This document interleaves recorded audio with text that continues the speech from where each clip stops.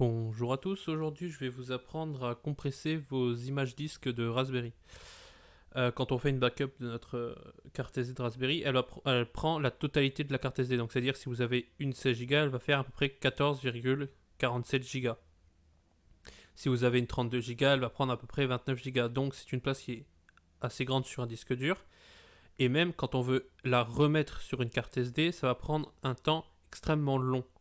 Donc pour ça, on va compresser la carte pour enlever toutes les données qui ne sont où il n'y a rien et juste garder ce qu'on a besoin. Donc pour ça, ce qu'on va avoir besoin, c'est de la carte SD de la Raspberry, d'un adaptateur sous Linux ou d'une clé bootable où vous mettez un live CD Linux, car on va utiliser Gparted. Donc ici pour vous montrer, je vais juste faire une save de ma carte SD euh, de base sans utiliser la méthode pour pouvoir enlever les parties de données qui ne servent à rien. Donc ici, je vais mettre le nom que je veux, par exemple tuto en .img. Hop, je sélectionne bien mon lecteur et je vais faire lire. Donc ici, on va attendre le temps que ça se fasse.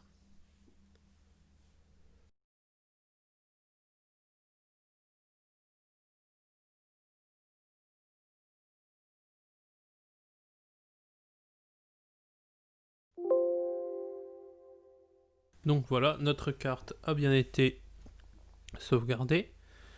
Donc ici, nous allons voir la taille de cette dernière. Donc elle fait 14 Go 4. Donc tout de suite, on va aller sur Linux pour réduire cette taille. Nous voici sur Linux, ici Ubuntu. Donc la première chose à faire, c'est de brancher la carte SD à son ordinateur. Hop. D'ouvrir Gparted. On attend qu'il charge. Voilà. On va sélectionner notre carte SD. Donc, ici, vous voyez, dans le volume le plus blanc, c'est là qui ne contient aucune donnée. Et ici, un peu plus jaune-orangé, c'est là où il va contenir des données. Donc, on va pouvoir enlever une grande partie de ça. Donc, pour ce faire, on a juste à aller sur le lecteur ext4 avec le nom rootfs. On va sélectionner sur démonter. Ensuite, on va faire redimensionner. Et on va diminuer au maximum. Donc on peut diminuer jusqu'ici. Ce que je vous conseille, c'est d'ajouter 100 MIO, comme ça. Et on va faire OK.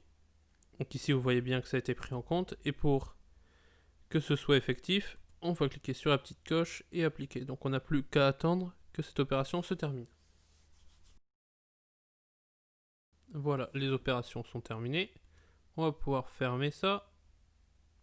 Et pour pouvoir remonter ici notre volume, de prendre notre carte SD, de l'enlever et de la remettre.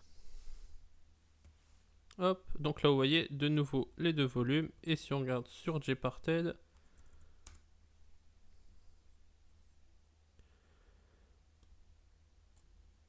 on attend un petit peu que ça charge. Hop, on va sélectionner. On voit bien avec la clé qu'il a été remonté. Et on se retrouve sur Windows pour vous montrer le gain de place et que c'est bien effectif. Nous voilà sur Windows pour refaire une sauvegarde de la carte SD pour bien voir si ce qu'on a fait a fonctionné. Hop, on va du coup nommer notre image.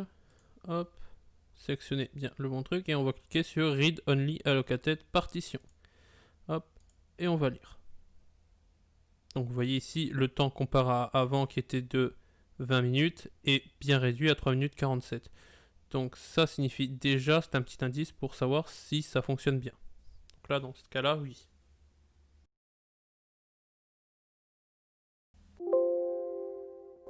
Donc là, notre sauvegarde est terminée. On va voir combien elle fait. Donc elle fait 14 Go 57. Donc on a gagné 10 Go de place à peu près, ce qui n'est pas négligeable. Et surtout en temps d'écriture et de lecture pour la prochaine fois. J'espère que ce petit tutoriel vous aura plu. Et à la prochaine pour un nouveau.